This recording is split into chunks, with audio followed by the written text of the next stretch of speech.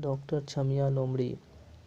दोस्तों, यह बात है अफ्रीका के कांगो जंगल की। कांगो जंगल में सैकड़ों छोटे छोटे गांव थे। उसी जंगल में एक छोटा सा टाउन था जिसका नाम था जुम्बा। जुम्बा में कोई इंसान नहीं रहते थे, बल्कि जुम्बा एक जानवर से संपन्न गांव था। आसपास के सभी गांवों में जुम्बा सबसे प्रसिद्ध गांव था। इसका कारण यह था कि जुम्बा में हॉस्पिटल, स्कूल और खेल का एक मैदान भी था। इसलिए जुम्बा के लोग आसपास के गांव से ज़्यादा पढ़े लिखे होते थे। दूर दराज के सभी जंगली बच्चे पढ़ने के लिए यहीं पर आते थे। अगर किसी को कोई बीमारी हो जाती तो इलाज के लिए सीधे छमिया ताई के पास आते। इसीलिए जुम्बा गांव का दूर दूर तक बोलबाला था।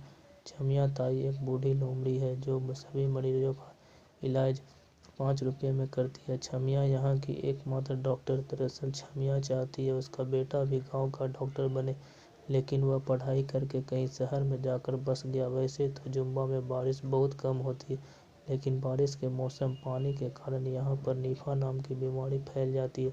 निफा बीमारी यहाँ के जानवरों के लिए एक महामारी से कम नहीं थी। अब की बार निफा का प्रकोप कुछ ज़्यादा ही था। छमिया लोमड़ी ने लैब में टेस्ट कर बताया, निफा बूढ़े लोगों को सबसे ज़्यादा खतरा देगा, उनकी जान भी ले सकता है। छमिया ने गांव के सरपंच भालू से बात कर सभी जगह इस तरह के पोस्टर लगवा दिए। जानवरों को इतना कहने के बाद भी वे बारिश का आनंद लेते रहे और बीमारी पड़ने पर छमिया के सामने जाकर खड़े हो जाते। छमिया बेचारी अपना काम समझकर उनका इलाज कर देती थी। जानवर लापरवाही करते गए और निफा बीमारी और अधिक फैलती गई। मरीजों का इलाज करते करते छमिया ताई को भी निफा हो गया। छमिया ताई ने मरीज की तरह बिस्तर पकड़ लिया। अब पूरे गांव में इलाज करने वाला दूसरा कोई नहीं था।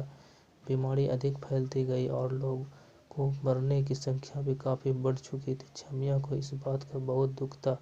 अब वह किसी का इलाज नहीं कर सकती थी, लेकिन छमिया से रहा न गया और उसने वैक्सीन बनाने का फैसला किया। अगले दिन छमिया ने सरपंच भालू से कहकर एक मीटिंग बुलवाई। छमिया ने कहा, मैं बहुत जल्द इस बीमारी की वैक्सीन बनाने वाली हूँ, लेकिन मुझको इसके परीक्षण के लिए 3 लोगों की ज़रूरत पड़ेगी।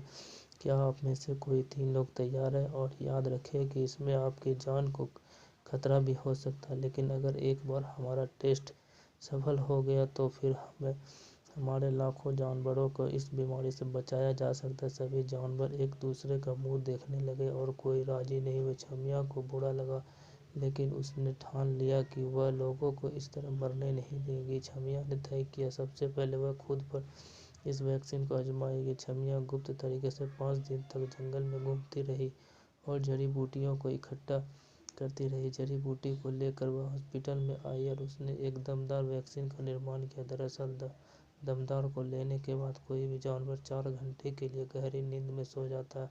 अगर 4 घंटे के बाद नहीं उठा तो यह टेस्ट फेल हो जाएगा। छमिया ने अपने बेटे और गांव को एक पत्र लिखा और कहा कि अगर दवाई लेने के बाद मैं नहीं उठी तो सभी गांव वाले मुझे माफ़ कर देना।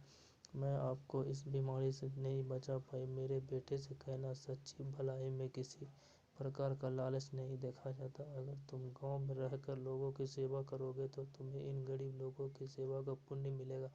छमिया लोमड़ी ने यह लिखकर खुद को दमदार का डोज लगा दिया और एक कपड़ा ओढ़कर सो गई। 4 घंटे के बाद छमिया नहीं उठी।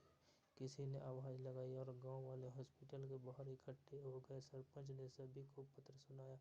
सभी गांव वाले रोने लगे और छमिया को याद करने लगे। सरपंच ने तुरंत छमिया के बेटे को बुलाया। आधे घंटे में उसका बेटा वहां आ गया। लेटर पढ़कर वह भी रोने लगा। उसने वादा किया कि अब वह कभी गांव को छोड़कर नहीं जाएगा। गांव के सभी जानवर डॉक्टर छमिया की अंतिम यात्रा की तैयारी करने लगे। दूर दूर सभी जानवर फूल माला लेकर वहां आए।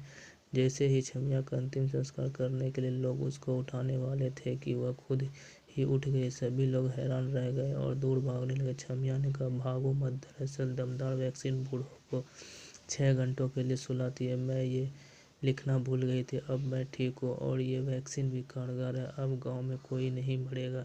इसके बाद छमिया सभी गांव वालों को दमदार का डोज लगा देती और लाखों लोगों को इस बीमारी से बचा लेती। मेडिकल क्षेत्र में इतना बड़ा योगदान करने के लिए कांगो के शेर ने उसको कांगो रत्न से सम्मानित किया, जो कि वहाँ का सबसे बड़ा पुरस्कार है।